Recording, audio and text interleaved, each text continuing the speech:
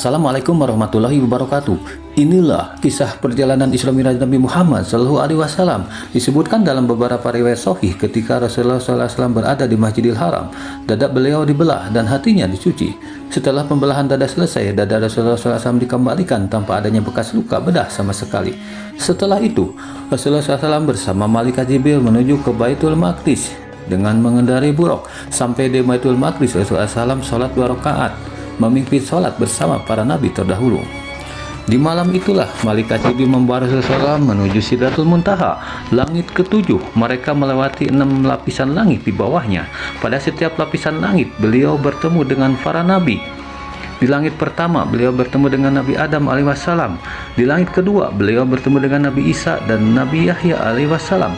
Di langit ketiga beliau bertemu dengan Nabi Yusuf alaihissalam. Di langit keempat beliau bertemu dengan Nabi Idris alaihissalam. Di langit kelima beliau bertemu dengan Nabi Harun alaihissalam. Di langit keenam beliau bertemu dengan Nabi Musa alaihissalam. Dan di langit ketujuh beliau bertemu dengan Nabi Ibrahim alaihissalam. Rasulullah Shallallahu Alaihi Wasallam diperlihatkan surga dan neraka.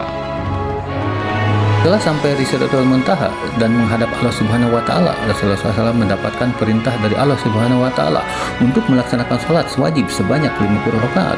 Namun atas permintaan Nabi Muhammad SAW, Rasulullah SAW memohon keringanan kepada Allah Subhanahu wa Ta'ala hingga akhirnya jumlahnya dikurangi menjadi 5 waktu sehari dengan pahala yang sama seperti 50 kali sholat. Setelah perjalanan Isra Mi'raj selesai, beliau menceritakan perjalanan tersebut kepada kaumnya. Rasulullah SAW menggambarkan Sidratul Muntaha seperti permata dan dedaunan seperti telinga gajah. Beliau juga menggambarkan terdapat 4 sungai, 2 di dalam surga dan 2 lainnya di luar, yaitu sungai Nil dan sungai Efrat. Kaum muslimin yang mendengar cerita tersebut mempercayainya, sedangkan orang-orang musyrikin mendustakannya. Isra Mi'raj menjadi ujian bagi orang-orang kafir dan sebagian orang yang keimanannya lemah. Karena terguncang dengan peristiwa ini, mereka jadi kafir hingga mereka terbunuh. Allahumma sholli ala sayyidina Muhammad wa ala ali sayyidina Muhammad. Assalamualaikum warahmatullahi wabarakatuh.